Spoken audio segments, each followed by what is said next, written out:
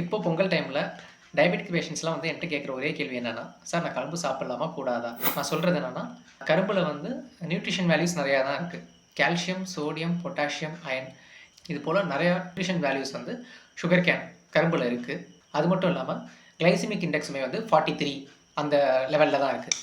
Glycaemic இண்டெக்ஸ்னால் நம்ம எடுத்துக்கிற food நம்ம பாடியில் எவ்வளோ சீக்கிரம் சுகராக கன்வெர்ட் ஆகுது அப்படிங்கிறத கிளைசிமிக் இண்டெக்ஸ்னு சொல்கிறோம்.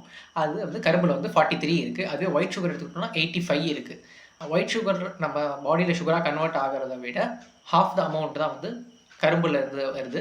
இருந்தாலும் ஃபைனலாக வந்து அது சுகராக தான் கன்வெர்ட் ஆக போகுது. ஸோ வந்து நம்ம பாடியில் சுகரோட லெவல் ஏறப்போகுது. அது எவ்வளோ சீக்கிரமாக ஏறுதுங்கிறதுல தான் வந்து டிஃப்ரென்ஸ். ஒயிட் சுகர் எடுத்துக்கிறீங்கன்னா 1 ஹவரில் ஏறுதுன்னா, அதுவே வந்து கரும்பு எடுத்துக்கிறீங்கன்னா 2 ஹவர்ஸ்க்கு அப்புறம் வந்து சுகராக நம்ம பாடியில் வந்து அது இன்க்ரீஸ் ஆகும். என்னை பொறுத்த வரையும் கரும்பு சாப்பிட்லாம், கொஞ்சமாக சாப்பிடுங்க, அளவோடு சாப்பிடுங்க, பி ஹெல்தி.